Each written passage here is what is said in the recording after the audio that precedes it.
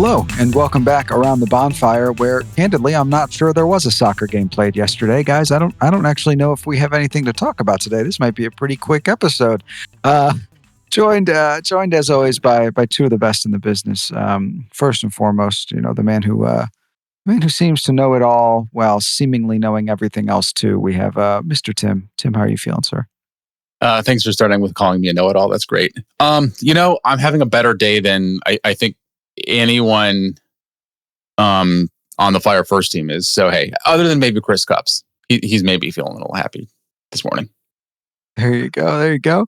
That is certainly one way of looking at it. And then we're also joined by the other guy who seems to know things that I could never dream of, and that is DJ. DJ, I hope you had some pizza today. Otherwise, this is going to be a pretty rough episode for you. I had Little Caesars yesterday, but Culver's today, so we're good. All right. We're in a good spot there. That's good to hear. Sometimes I want to get the pizza brand rotation that you're on. Listen, I wanted some crappy pizza a couple days ago. I got Little Caesars, and I just finished it off yesterday. Okay. Well, let's pause here, okay? Because don't crap talk Little Caesars, all right? That is, like, without question, the best fast food pizza. I'm just going to say it. When you think about cost versus quality, it's the best, hands down, like value-wise. But anyway, you guys are not here. I don't disagree. However, it's much better when it's cold. Weirdly, I agree, actually. But anyway, that's not why we're here. We're here to, like I said, I don't even know if there was a soccer game played yesterday, but if there was, I guess that's what we'd be talking about. But no, we are, of course, here recapping what is maybe the most depressing, well, certainly the most depressing loss of the season, as the Fire fell 7-2 to BJ Callahan and Nashville SC. And look, guys, I want to be the first person to apologize. I want to send out a few apologies of my own. First and foremost, Sam Surridge, you didn't have to do me like that. All right. 4 goals for Sam Surridge on the day. I believe 2 penalties, if I'm remembering correctly. So, I came in here and said, I'm not worried about Sam Surridge at all. And then Sam Surridge made me look like an idiot. Philip Zinkernagel and Hugo Kuipers both added goals for the Fire. I could sit here and list all the players who scored for Nashville, but it would take me all day. In exciting news, not when Surridge scored 4 of them. Come on, it's not that. It's him, and then it's a brace. It's a brace by Hani Mukhtar. So it did break with tradition in that he didn't get his hat trick, as has been, the time-honored tradition in matches in Nashville. Absolutely. And we'll give a quick little, one bright spot of the day, a quick little happy time shout out to Christopher Cups, who made his MLS debut last night.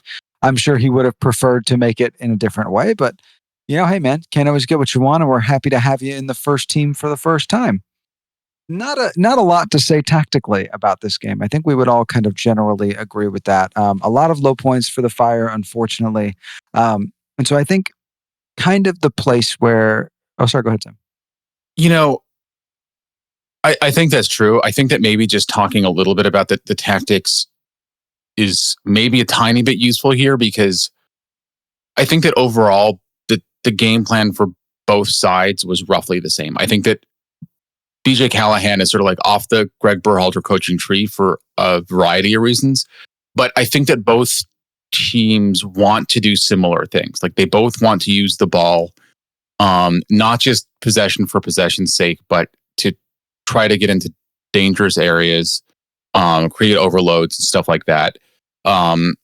Neither team is afraid to try to using balls over the top, which, like, the Fire have been working more into their game as sort of like people have been setting in the system and understanding the principles and all that. And Nashville was doing that too. Like, that's one of the ways that they were just cooking the Fire time and time again. So similar ideas. Nashville just did it a heck of a lot better. That they were winning all of those physical battles, and some of that I think gets to stuff that is not tactics, but like mentality and a lot of related concepts to that. Yeah, and so kind of for the first question I had for you guys was really like, what went wrong, right? Obviously, we watched the game. We kind of know generally what happened, who scored where, and how and why. But I would love to kind of, from each of your perspectives here, kind of the one thing, maybe the one big piece that stood out to you in terms of where the Fire lost the plot, right? So Tim, it sounds like maybe a little bit of kind of a mentality, kind of energy issue from where you're standing. Does that sound about right?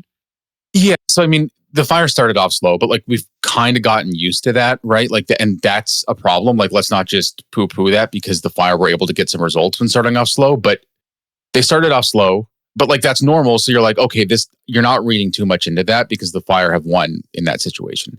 Then the penalty happens, which I think is just carelessness on Jack Elliott's part, right? Like he doesn't have ill intention. He's not trying to make contact in the box. But that's just because he doesn't have an idea where people are around him, which is like not a great thing for the best center back on your team. And so that's a penalty. But whatever.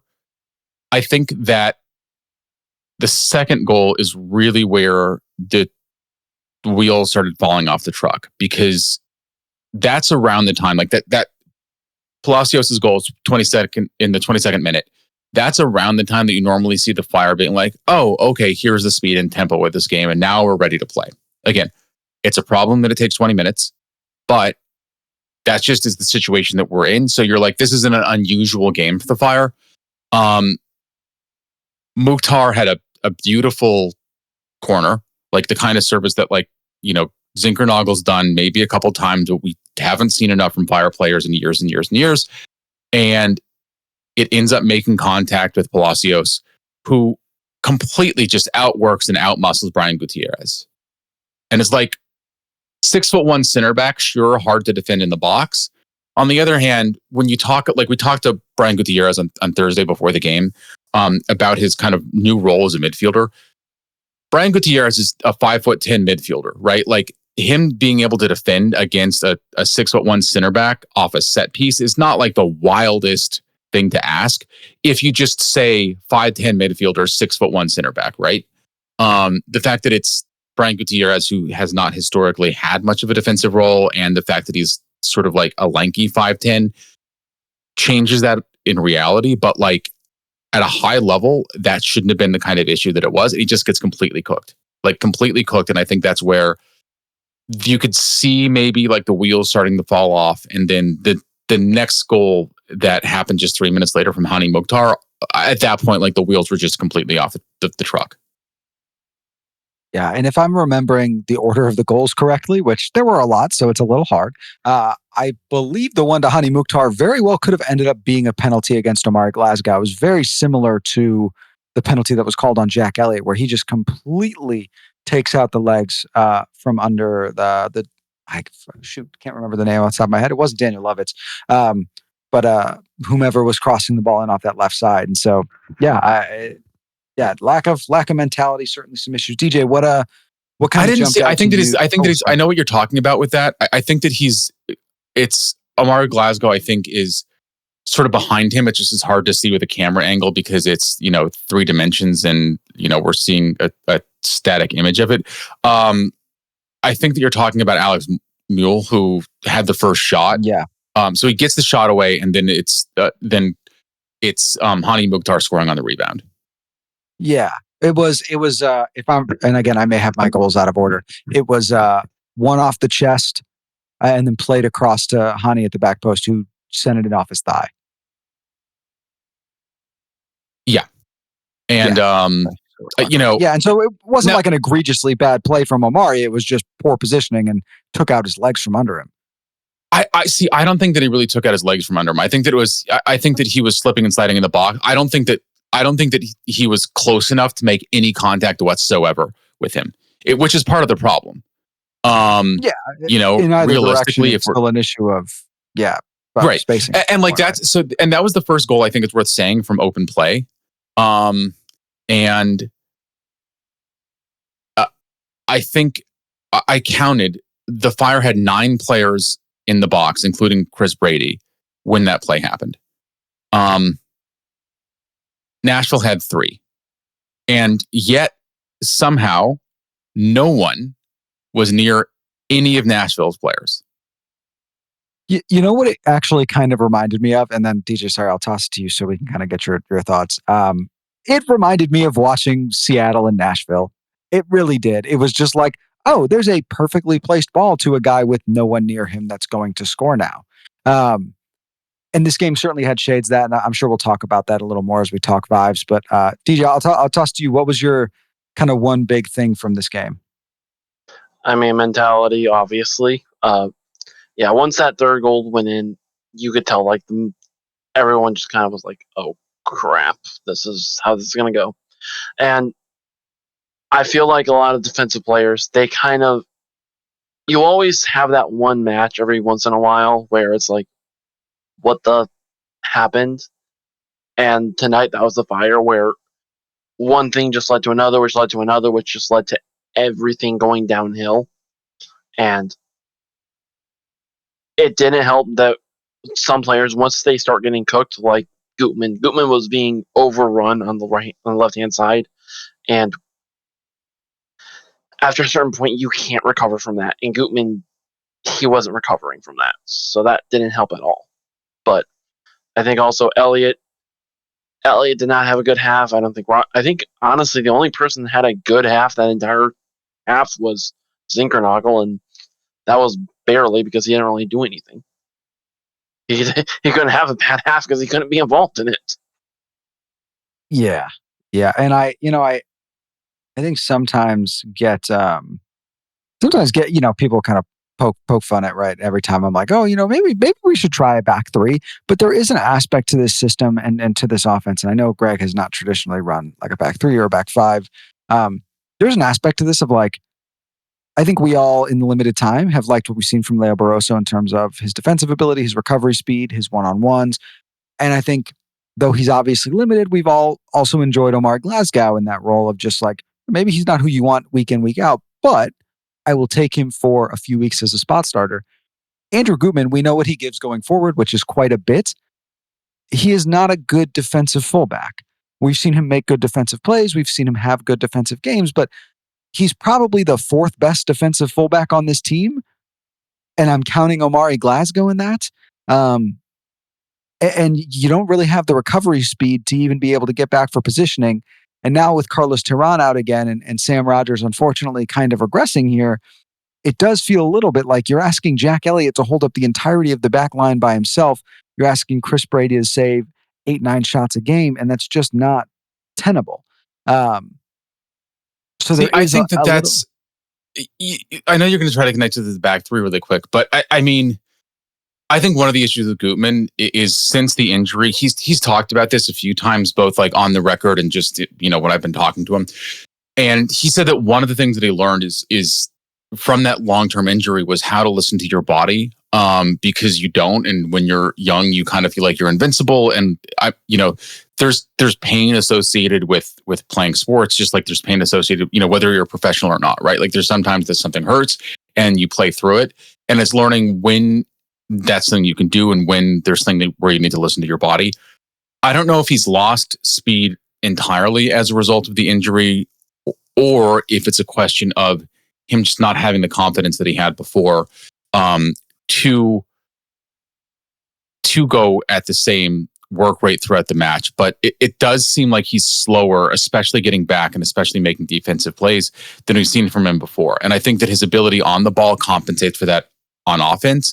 Obviously, if you're defending, can't do that because you don't have the ball. Yeah, and I think the larger point to me is not like, oh, let's start playing a back three. I guess not that I would have a big issue with that, to be candid, but it's more from the perspective of I like Andrew Gutman. I think I was probably too low on him, generally speaking, when he was acquired. But when we have, let's be as candid as we can here, with all due respect to Sam Rogers, like one competent center back, can you afford to have Andrew Gutman out there? Right? If we have one of the highest priced attacks in MLS, and seemingly now want to start paying Kevin De Bruyne $20 million a year, and I'm over exaggerating there, it's probably closer to 12 or 15. Should he join? How can you justify that spend, right? And how can you justify his point or his place in the team, I should say, when we have all of this going forward? And I know how important the fullbacks are. And I guess maybe I shouldn't be criticizing Andrew Gutman as harshly as I am, because he certainly wasn't the main problem in this game, but it does say I quite would a bit have about him like maybe fifth, like if we're sixth, even on the list of problems with the Fire, just in terms of personnel in that match.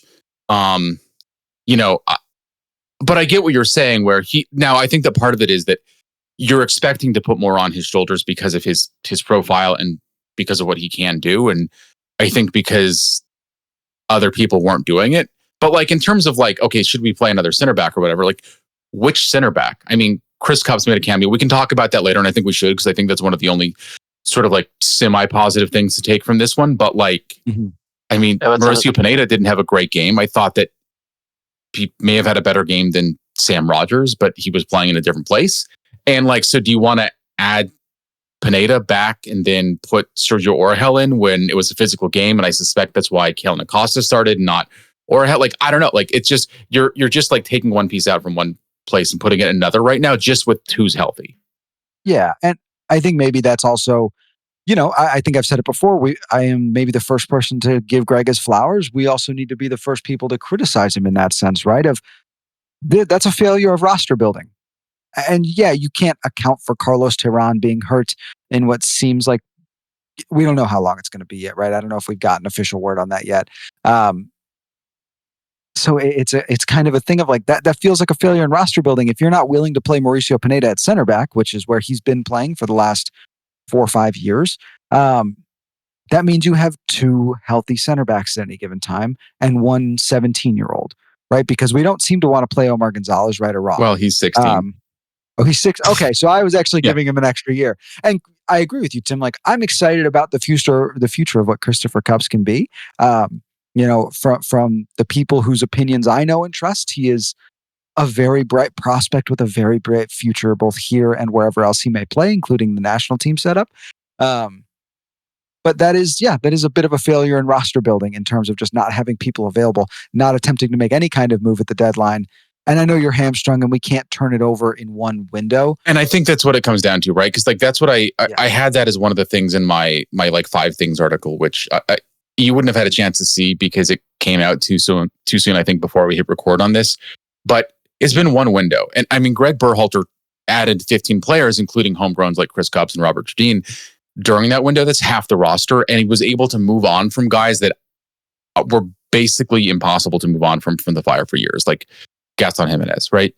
And so I think that, yes, like there were some curious choices that were made with some of the roster building. But for the most part, I think they were good choices. Again, I don't know what the thought process was that got Sam Rogers in, and we'll see what salary number he's on once that gets released within a couple of weeks, probably. But I think that the team had a limited budget for a center back, and they wanted someone that they thought could come in and play at a certain level in MLS who didn't need to take up an international slot. And I think that you start like putting those circles together and like looking at the center of that Venn diagram, and it's a pretty small population of like affordable center backs, not already in MLS, because you don't want to spend the GAM getting someone else. It's not like the Fire had tradable pieces that they didn't want to keep, because that just is pushing the problem elsewhere. So like it's a tough spot. I'm not trying to defend the roster build because there are clearly issues with it, but I think that we have to sort of admit that when a team brings in 15 players in one window, like the front office is being busy, and most of those signings have worked out pretty well. It's also worth noting a lot more players will be gone this offseason, and especially next offseason. I would almost, DJ, to that point, like would expect to see well, look, we'll talk, I think, a little bit more big picture shortly, but I wouldn't even be surprised if we saw movement in the summer, right? Not that, somebody who was brought in this winter is leaving, right? But just there could be some changes. I think one thing I'll kind of toss back to you guys, because Kellen Acosta has been kind of a topic of discussion recently. The midfield at large has been a topic of discussion. And, I was banging the table last week saying, hey, I think it's time to work him back in. I don't know who you take him out for, but I think you need him to kind of change the mindset. We saw Sergio Orahel not feature, at least, or not start, excuse me. I was taking a little bit of a victory lap pregame, excited that Greg and I were on the same wavelength. And then that pretty quickly soured, was pretty much immediately proven wrong, went as wrong as it possibly could. So I guess I'll toss to each of you. Tim, you can start. But what is your makeup in the midfield moving forward? I guess, are we sticking with that kind of Gutierrez or a Hell Pineda setup? Do you think there's hey, we should ride out with Kellen and maybe give him another chance, or are we thinking maybe that train has left the station a little bit? You know what? This gets, I think, into like, let's not draw too many like super huge conclusions from this match, right? And yeah, of course. And again, like it didn't seem like the time to have a conversation with Greg about his choices going into the lineup and stuff like that for this one. Last night, I think everyone just wanted that to be over, not least of which were us, because it's like legitimately, like, what do you ask? Like, obviously the disappointment's there, right? And I think that there's a limited ability to which you can hold someone accountable, quote unquote, as if that's something you can do by asking them a question via Zoom. But I wasn't going to say, like, what was the thought process in bringing Acosta in? We did get a chance to, I did ask him about, or actually, I think somebody beat me to it, but about Kellen Acosta's role with the team on Thursday. And basically, Berhalter said there's competition in the midfield spots. This is one of those positions where we've got guys healthy and available. And so he said, quote, "We expect Kellen to be playing more often than not, but right now he wasn't chosen. He still plays an important role for the group as a leader of the team, and he understands that. I think that is, it's about moment to moment, and you're looking to get the most out of each and every game. So Kellen has done his role over the last 2 games, and whether his role expands or not in the future, just depends on the level of competition in the squad," which made it seem like he wasn't getting a start on Saturday, by the way. So I don't know if that changed or if that was deception or just the way that he was wording the answer. I suspect that it came down to it being a very physical game that was predictably going to be a physical game, and knowing that out of all of Orhel's strengths, that is not one of them. And it is relatively a position of strength for Kellen Acosta. And I think he's one of the top guys that is likely to get in someone's face on the Fire roster, right? Which you need some guys that can do that, especially in a game where you're going to get muscled. And I don't think did a great job of it, or a lot of other things. But again, you could say that about basically 11 guys on that roster. To add in, I was harsh on Acosta, but some games after a certain point, you can't really draw judgments because mentally everything just crashes. This is one of those games where I'm like, you can judge players who they really played badly this game, but I can't judge them for that for next week, because next week you're not going to be hopefully going up against a guy scoring 4 goals on you in the span of 1/2. Yeah. And I think maybe that's a good place to kind of transition a little bit, and we can talk a little bit bigger picture here, right? Because I have seen a lot of, I guess depending on where you look, there's been a lot of doomerism, right? A lot of the wheels have fallen off. It is completely Jover. And I'll kind of pose it to you guys. I think the way, I'll tell you kind of where I'm at. Joe Willis says it's Jover. Yeah. I'll pose it. I'll give you guys my thoughts, and then I'll let you kind of pick it up as you'd like to. I don't think, in a vacuum, of course this sucks. Of course this feels awful. I'm sure for the players, certainly if you're watching at home. I told the guys earlier, I was like, yeah, man, I turned it off at half, had to come back to it. It was like, clearly this is just bad. But I think drawing out larger conclusions from this, outside of saying, hey, maybe, we need to this is what we should address in the summer and winter as opposed to this, or, kind of using it in that context. I think what it's going to come down to is how you respond, right? Because if you look at what happened in Nashville last week in Seattle, they got absolutely clobbered. Very, not the scoreline, right? But a similar beatdown. And what do? They came back home, and they put up against what is, a fringe playoff team in MLS. And even though we've rode high at certain times, I think we all kind of expected that to be the Fire's aim this year, is make the playoffs. And now you have the opportunity, and I apologize, I don't even have the schedule in front of me, so I'm trying to remember who it is next week. It's Orlando next week. Orlando, They play twice in May, once home, once away. The game after that's Atlanta at home. Those are the 2 home games in May. And so if the team wants to get a win at home before facing Nashville on June 14th, it's going to be one of those 2 games. That's the chance. You have those 2 games and an Open Cup game, which, God willing, you pull out a big number, hopefully for, right, going against Detroit City FC. So I think it's reasonably just going to come down to how you respond against that Orlando side, because a win against Orlando at home, it does go a long way, right? Especially if you can win it comfortably or if you can look really like the better team. Yeah, I think that you need to start winning at home at some point, right? And like the Fire were winless in April. They lost 1 game in February, so it's a chance to sort of like turn the page and say, okay, we had a good March, bad April, let's have a good May. Ironically, I talked about this when in my like schedule analysis from back in like January or December, whenever it was the schedule came out. This looked like a really tough stretch, and on paper, in some ways, Nashville looked like the easy game in the stretch because they didn't make the playoffs last year. And I think that now it looks like maybe Atlanta is one of the easier games in that stretch. New York City decided to not sign any dudes in the offseason while letting some people leave. So like those look like the more winnable games, but you need to just get wins on the board, right? And I think that that's the big question, is how does the team respond psychologically?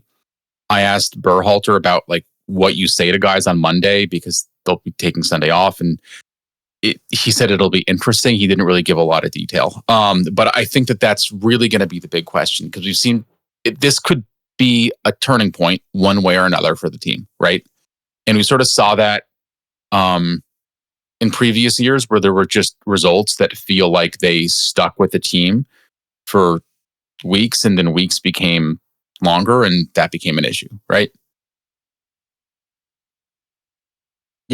Yeah, absolutely. And look, I know we all like to say short memory in sports, but it's much easier to say short memory when you lose 1-0 or you win a game 2-1. Like it's much easier to say, hey, move on to the next one. But there is an aspect of this of all you can do is move on to the next one. You've got an opportunity. Let's be frank. Like you've got an opportunity to win 3 games in 7 days. I think that Detroit game should be winnable. I think we all agree with that, even with a pretty heavily rotated squad, right? Orlando and Atlanta, I think they're both good teams, maybe at different spots right now, but are both winnable games, especially at home. It can really make the difference there. I don't know. In my mind, you have that opportunity to pick up 6 points and a cup win. It's going to be a big, and it feels crazy to say this is maybe the biggest week of the season, just in terms of vibes. But it could be, right? This could be a big turning point in terms of you go out and lay 2 stinkers, even with a win against Detroit, which would be fun. Or God forbid you lose to Detroit and don't get 2 results from Orlando and Atlanta. That could really turn what has been a pretty up and down start to the Berhalter era. I will add on, this feels a lot like 2017. And for those that don't know what I'm talking about, before the Fire formally announced that Bashi was coming, they had a absolute stinker against Atlanta where it was 4-0 loss. No one played good. It was really bad. And the Fire have the potential to either turn this into 2017 again, where they had that game, they changed something, they come right back and just start knocking it out of the park. Or they can be more like 2016, where they had signs of good because of the new coach, and then they just... And I hope Greg knows how to make it more like 2017 instead of 16. Well, and I think that part of it is there's, I think, a limit to what a coach can do, right? And I think that a lot of this, like, as far as any of us could tell what the game plan was from the very little that the Fire had the ball, particularly in that first half. I don't think that the strategy was wrong. And I mean, the players are who the players are. We talked about the restrictions around roster building and stuff. I think that 9 or 10 guys on the roster that were in the starting 11 could have played much better games than what we saw from them. Like, I think Zinkernagel was decent. I think the Kuipers was decent. They were complete non-factors when the team was getting scored on left and right. The camera didn't have to pan to that side of the pitch. It felt like for a long time. But it's difficult to try to get results when players are not doing the things that they're capable of doing. And one of the responsibilities of a coach is to try to get players to be motivated in doing that. But in the end, some of that has to come from inside. And the difficult position with this is that there's a limited leadership, I think, available in that locker room compared to what would maybe be ideal. Like Kellen Acosta, I think, is one of those leaders. He has not felt happy. I have never seen him as upset as I've seen him over the past couple of appearances. He was upset, I think, with the limited minutes after Miami. He was upset with the loss and I think his personal play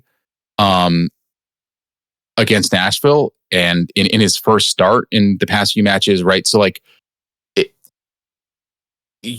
sometimes leaders need to be able to just work through that. I'm not really sure that he's the most likely candidate. And then like Jack Elliott's a leader on the team, but he's new and again, didn't have a great game. So like, who are the leaders going to be? And does it come from someplace that's maybe a little bit less likely, like one of the younger homegrowns or something like that? I don't know, but I think that that's going to be a key challenge because there's only so much that you can really coach this out.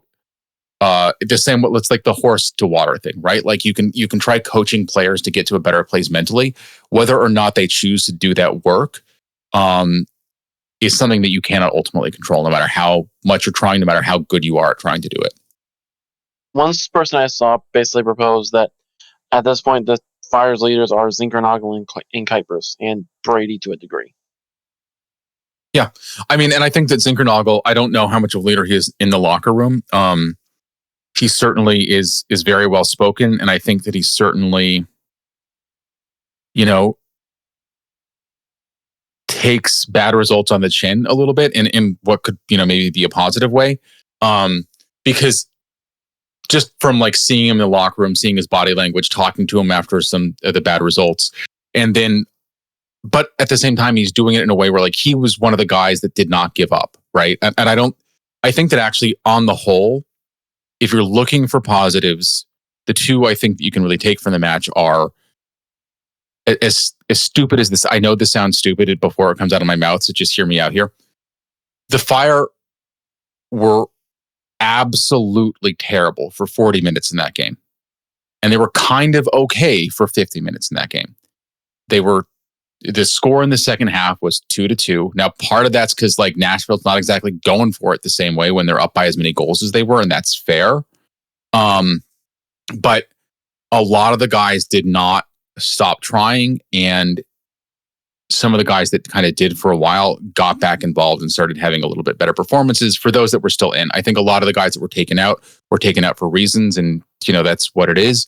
But the Zinkernagel is one of the guys that kept on trying, and he got rewarded for it in the end. Kuipers, I think, same boat. And the fact that there's guys doing that is a positive. And I think the other positive is just Chris Cupps is 16 and looked like an MLS quality center back in 15 minutes in a short situation that was an unwinnable game already, so no pressure. Yeah. I think kind of two things I'll say just to kind of maybe not wrap up, but to summarize at least my feelings, right? I would say, one, Tim, I agree with you in the perspective of like, it has to come from within. Like the guys have to want it, right?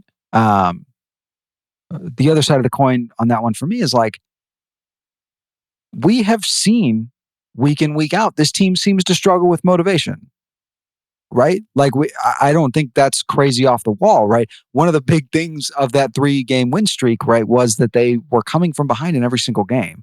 They never scored the first goal. They were never on the front foot. And it's, hey, you got punched in the mouth and now you're punching back. That's great. What happens when they don't stop punching? And that's kind of what we saw last night. And so I do think, as much as I agree that it does come down to the players, you have to play with a sense of pride. You have to have some pride in the badge and what you're playing for.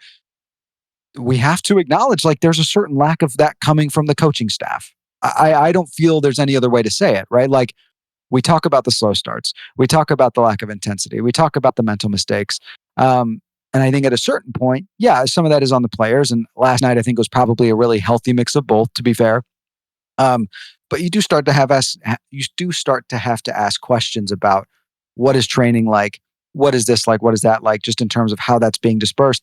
And the other side of the coin, I was really surprised, to be candid, as much respect as I have for Kellen Acosta, to see him wearing the captain's armband. And I don't know if it's kind of leadership council similar to what Greg had with the national team. It does seem like there's, a couple guys on the team who are like the main guys, right? And that would be Jack and Kellen specifically, and I guess you could say Hugo and Phil as well. I do wonder a little bit about consistency there, because Jack may not feel like, hey, I'm the new guy. I don't have the cachet with everybody here to be putting my chest out. And to that end, like, whether it's Zinkernagel, whether it's Kuipers, whether it's Kellen or Elliott, like, I know it's not the same as other sports, right? And certainly not when you're away from home, where you just have people in the locker room, you have reporters you can talk to after the game. And I would imagine and hope that there has been some things said privately, but like at a certain point, like somebody needs to say something about it, right? Just in terms of, would love to see one of those guys kind of step up and take that mantle publicly and say, like, we need to perform better. We're not playing to our level. And there's always some aspect of that after a loss, right? But I think there's a different sense of responsibility with that at times. I think we've definitely seen guys saying that. I mean, and heard guys saying that. I think we've done a decent job reporting on it. The context is like, maybe I'm not saying it properly, but I think there's a difference between saying, like, after a game saying, oh, we lost, we didn't play well, we need to be better, and saying, like, our performance was not acceptable, we need to reach a different level of intensity and mental focus. Does that kind of make sense, Tim? Like, I think that we've been hearing that, though. I mean, and like from a number of guys, I think that we've been hearing it from Zinkernagel as well as, I mean, I'm just trying to think of who we've talked to over the past couple of games when the results haven't been there in frustrating games at home. But I don't know. I think that let's put it this way. I think that leadership may be somewhat of an issue. I'm not really sure that a lot of it is coaching leadership. And I can tell you that just my honest read on it's like the game against Miami, I think, was the only game that we saw in April where the Fire didn't really have that issue with intensity for 90 minutes. Right. And I can tell you that was approached much more similarly to the way that every other game was by the coaching staff than it seemed to be by the players, just with how they responded and how they played on the pitch.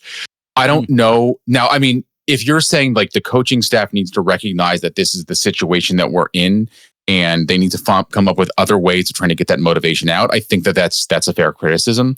But I think that to a certain extent, your coaching professionals, you need to be aware of the mental aspects of the game and all of that. But I think that they were approaching that game with the same intensity as coaching staff and saying the same kinds of things. I think the way that it was penetrating into people's heads was a little bit different in a number of those games. And not to cut you off, I think that's a perfect way of saying it, though, right? Of like, my point, I think maybe is that it's not working, right? It's very easy, with all due respect, to get up for 65,000 people and the greatest player you've ever seen play the game. From my perspective, right? I can imagine you are jacked up for that game as a player who loves this sport and wants to play. We saw it. We didn't have to imagine it, right? Yeah. Like we saw that was the performance. Yeah. Yeah. And so maybe it's not a lack of effort by any sense on the coaching staff, but it's not working. Like, I think that's more it doesn't seem to be working, I will say. Yeah. And I think that the message needs to get... your goal is to reach them, is I guess what I'm saying. Yeah, and again, like you can only reach people that want to be reached, and I kind of do wonder if that's maybe more of the issue. Yeah. And then that's one of the issues where I think the vibes are really good coming in. I can say that Fire players who were here in previous seasons, in the preseason, they were just talking about how the level of intensity around training was at a completely different level of intensity than they had seen in previous years under the previous several coaching staffs. And that's from like private conversations as well as ones that were on the record. And I don't think it's just players saying things. Like training lasted a lot longer than players were used to. Like, and then not just players, other staff. Like when you're in media, if you're in training, normally what happens, there's sometimes you get to see a lot more of it, but sometimes you just get to see like basically the first, 15 so minutes of it. And then you're kind of like hanging out somewhere else. And then you get to talk to players and coaches and stuff afterwards. And it was a lot longer that we were waiting than it was under previous years. So, that says something. Again, like the level was higher. There was a lot of stuff that was getting done in training that was not getting done before. Obviously, there are things that have not worked out, but I think that the point that we're all kind of dancing around here is I think we're concerned about the psychology of the group, because even if half the squad is new, that means half the squad is not. And they were not in a great mental place in previous seasons. Now, I can say that from conversations I've had with players, the vibe around the locker room is different than it was before. And it seems like on the whole, it's a lot healthier. It was very, I don't want to say cliquish, but basically kind of cliquish, where there were, pockets of players that would always kind of hang out and other pockets that would hang out. And it didn't really feel like a team. That's been an issue with the Fire for talking to people that have been covering the team going back to like the time when Mike McGee was there, an issue since like those days. So basically, when the results weren't there for the Fire, locker room division started happening. The team wasn't as united. And I think that feeds into the lack of results. That isn't the way the locker room was previously. Now, will that be the way that the locker room is, I don't know, next week? Probably you're not going to see a huge change by the middle of the season. If results don't pick up, I mean, who knows, right? And that's the nightmare scenario, because then you really are back into old habits. And I think that's what everyone's a little afraid of here. Yeah, and I think that is, maybe a good place to wrap. But I think that's kind of my big point from earlier.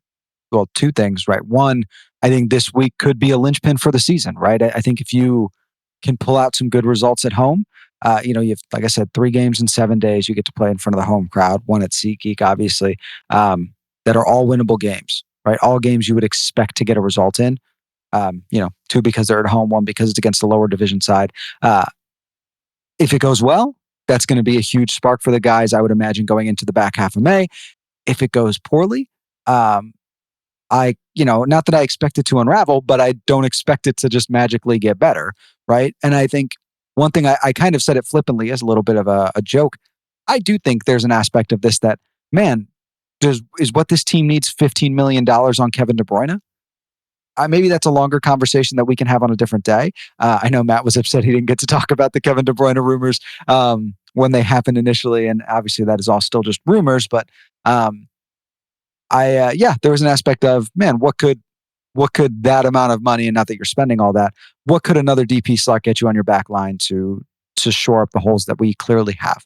The roster build, I think, is one thing. I think that the way that I hope that the team looks at it, I've talked to several coaches who do this. I think that some Fire coaches have tried this in the past too. 34 games is a long season. It's hard to process. And there's a difference between feeling the last game and then feeling a slide of results. So you divide the season, right? And so I think that you show up at training and you say, guys, we had 10 games out of the season. There's 24 left to go. Let's just say that we have 4 mini seasons, 7 games each.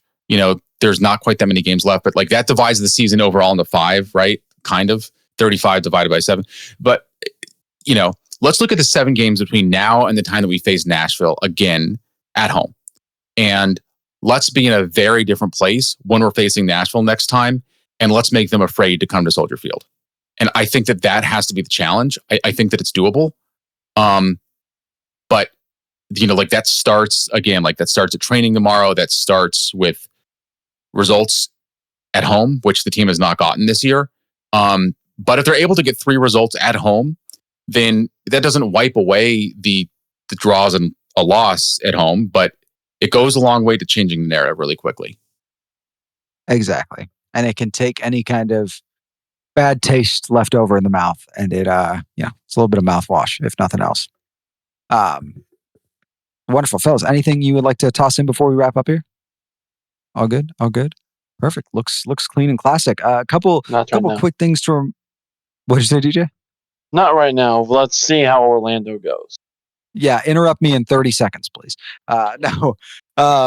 Yeah, but a couple things to keep an eye out for. First and foremost, as always, you can check out some wonderful reporting on the meninred97.com. That is where you'll find reporting from Tim, from Alex, from Max about all things cool and interesting and fun. No, all things Chicago Fire, of course, roster trackers, details, squad news, all that kind of stuff. Maybe we'll talk about Christopher Cup some more. Who knows? We seem to love that guy, and maybe worth a deep dive at some point. Also, keep an eye out this Wednesday, April 30th. There will be a new episode of Hot Takes Live, 7 p.m. over on the Men in Red 97 All right, YouTube. it's been 30 seconds. There it is. There it is. No, so please set your calendars. Join in. You can either submit takes through the form that is up on the Twitter page right now, or you can actually call in live and chat with me, Matt, Joe, and Paul. Would love to have you. Hope to see you there. Past that, keep us engaged on Twitter. As always, Men in Red 97, MIR 97 Pods to stay updated with all things website and podcast. And wherever you're listening, if you could please give us a like, give us a subscribe. If you're on Apple, leave us a rating, 5 stars, of course. If you're on YouTube, leave a comment. Let us know who was right, who was wrong. And then maybe send it to a friend, send it to your mom, send it to if your dog has a cell phone, send it to your dog. Share the news, get people invested. It's the best way to grow the community. For DJ, for Tim, for our illustrious producer, Austin, who makes us sound wonderful and gives us the little jingle that's about to start playing in the background. Thank you so much for joining us around the bonfire. It's been a pleasure to have you. We hope to see you at Hot Takes live on Wednesday, the preview Thursday, and then hopefully for a victory match day this Sunday as well.